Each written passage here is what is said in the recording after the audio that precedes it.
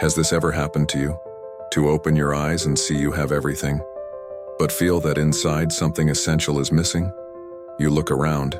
There's comfort, there's stability, there's recognition, but something doesn't quite fit, as if you were living in a spacious, bright house admired by everyone, but deep down it feels abandoned.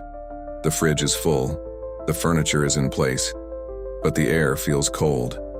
The soul no longer sits on the couch. You talk, you work, you post. But it's as if everything is happening in a movie, and you're just watching from the outside, as if life kept going, without you in it. And then, when no one sees, you ask yourself, why do I feel so lost, even though I have everything? Maybe nothing is missing around you. Maybe what's missing is you inside yourself. This video isn't a lesson. It's not a theory. It's a silent call. A road not walked with feet, but with listening. Listening to what was left behind, to your forgotten child, to your nameless exhaustion, to your longing to simply exist without needing to earn it. So, close the other windows, take a deep breath, and listen. Not with your ears, but with whatever still beats, even under the rubble. You built walls. Step by step you rose, you fought, you triumphed. And today, when people look at you, many say, "He made it." But little do they know that this castle is made of sand, built with so much effort that there was no strength left to live in what was achieved. It's like building a cathedral and forgetting to light the candles inside. Everything looks beautiful, functional, enviable, but inside, there's echo, there's absence, there's dust settled in the corners of the soul. You did everything right, but maybe you did it all based on how others would see it, and not on the secret hunger you carried within. Hunger for meaning, for real connection, for a place where you could finally rest without needing to prove anything. But castles built to impress rarely serve as a home, and little by little, you realize that what you built is crumbling in silence. Because what holds a home together is not what's seen, it's what's felt. Inside you still lives someone small, someone who didn't want awards. He wanted a lap to rest in. He wanted a look that said, "I see you, even when you're doing nothing." But time passed, and you learned to be useful, to be strong, to be admired. And without realizing it, you locked that boy away, locked in a dark room, waiting for you, not for glory, but for presence. You heard him cry many times, but mistook the crying for weakness. And so, you carried on, you worked, you grew, you achieved, and the more you achieved, the smaller he curled up inside. Because that boy never wanted applause. He wanted to walk barefoot in the grass. He wanted to laugh for real. He wanted someone to say, "You can stop. You are already enough." But no one said it. Not even you. And that's why sometimes, even surrounded by people, you feel like something is missing. Because the echo of the forgotten boy is still calling you. From deep within, from where success cannot reach. From an early age, someone handed you a map, an invisible script. Study, produce, grow, follow the right path, and you did. You did everything that was expected. You met goals, checked off achievements. You arrived where many dreamed of going. But somewhere along the way, something broke. Because that map was never yours. It was a cartography from the outside, drawn by other people's hands, based on promises of happiness that always seemed 2 steps away. And now, even having everything, you don't know where you are. And the strangest part is realizing that there's no clear mistake, no obvious wrong turn. Yet still, you feel out of place. Because maybe the mistake isn't in the path, but in the compass you learn to follow. A compass that points outward, but can't find the center. Your center, that which still pulses, even when everything else is silent. And this is where many get lost. In the exact moment they realize they arrived at the wrong destination, because they never stop to ask themselves, where did I truly want to go? On the outside, everything is in place. You learn to smile at the right moment, to answer, I'm fine, even when you're not. You learn to hold your posture, to appear strong, and the world believes you. But inside, there's a soul buried, hidden beneath layers of routine, obligations, expectations. A soul that was once alive, light, spontaneous, but today only endures. Like a flower being choked by concrete. You still feel it exists, but only in brief moments. When you hear an old song, when the wind carries a familiar scent, or when, in the silence of the night, a tear escapes without warning, not from pain, but from longing for yourself, for who you were before becoming functional. The soul doesn't vanish, but it withdraws when it isn't heard, and it screams, but subtly, in the tiredness that lingers, even after rest, in the boredom that grows, even amid comfort, in the emptiness that persists, even when everything seems complete. That isn't weakness, it's exile, an inner exile, of the truest part of you, the one you had to bury just to fit into the world. There is a kind of hunger that isn't felt in the stomach. It's subtler, quieter, a hunger that lives in the chest and grows in the dark. It doesn't matter how much you eat, how much you buy, how far you travel. This hunger doesn't go away because it doesn't crave food. It craves meaning. It craves connection with something beyond what is visible, marketable, or postable. Maybe you felt it, that restlessness after achieving something, as if the taste of victory lasted less than the effort it took to earn it. And right after comes the emptiness, the now what? And you realize you have everything you wanted, but still feel like something is missing. Because what you truly longed for was never the object itself. It was what you hoped to feel when you had it. Peace, joy, belonging. But those things can't be stored. They can't be bought. They bloom in places you may have left behind. Silence, presence, truth. There's a hunger in you that will only be satisfied when what you do is aligned with who you are. And that is what the world lacks most. People who truly nourish themselves. Not with things, but with meaning. You are here. You're sitting. You're breathing. You're replying to messages, but your soul is far away.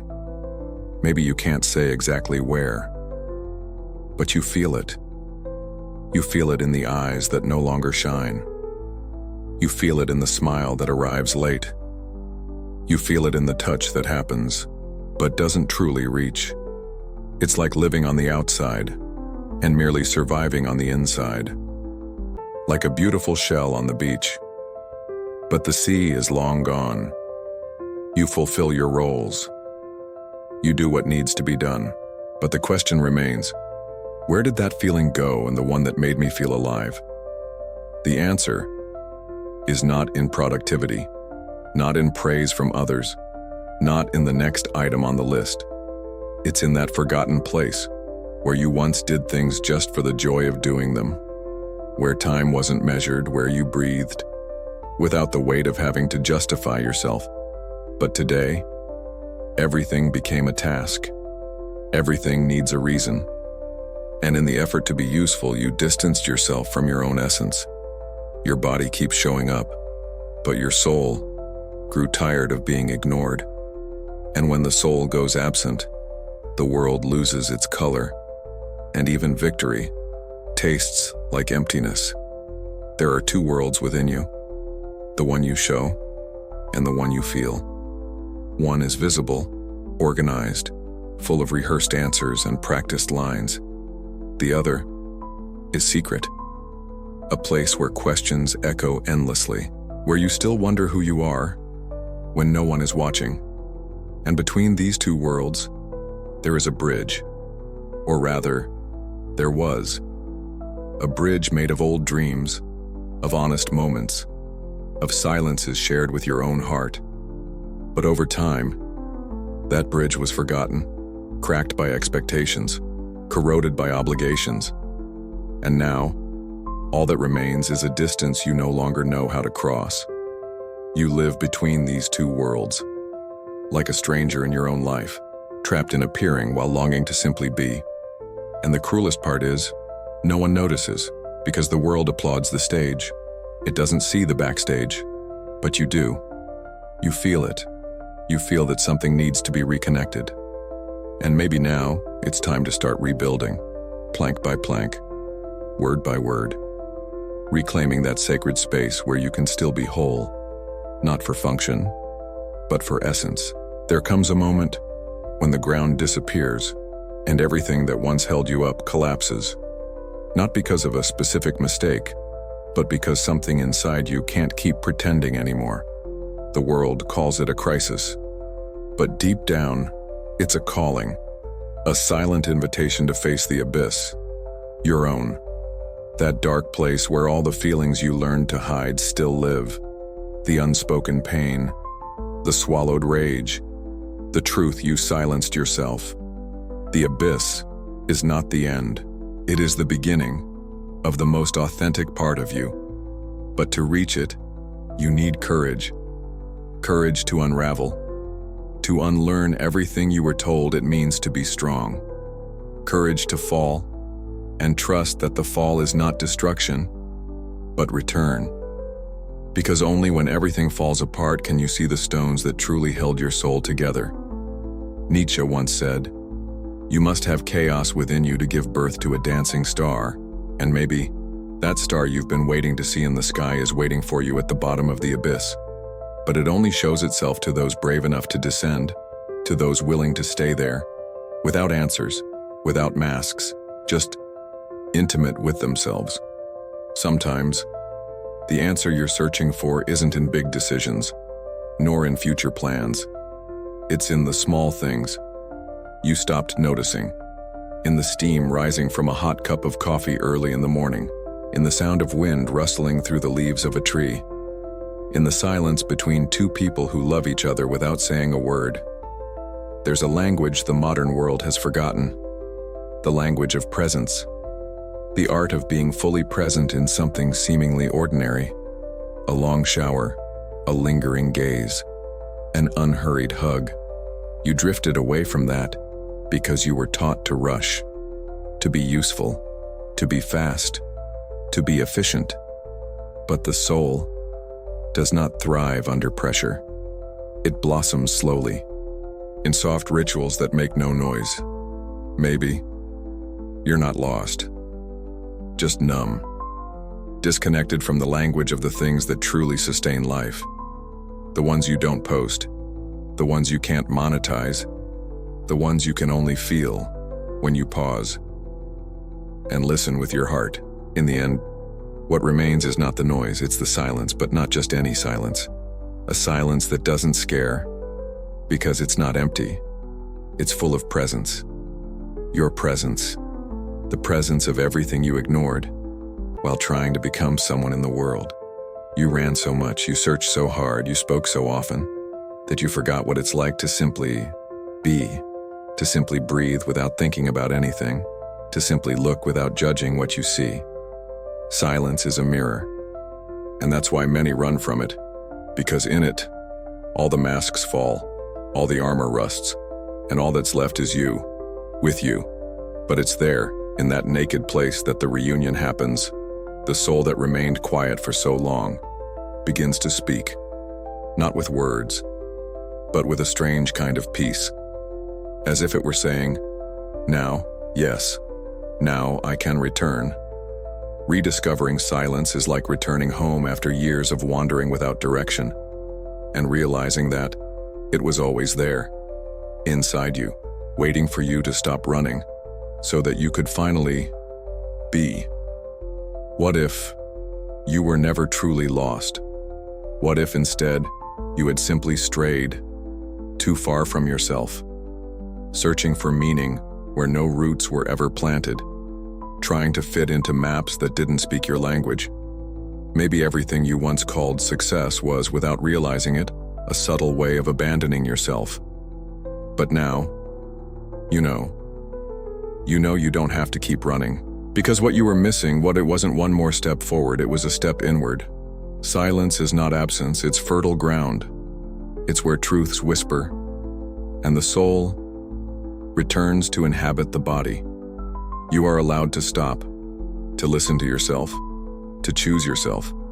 The world will keep shouting, but now, you know the way back, not to the past, but to the center, to the one place where you'll never again have to get lost just to be accepted. The place that was always yours, you.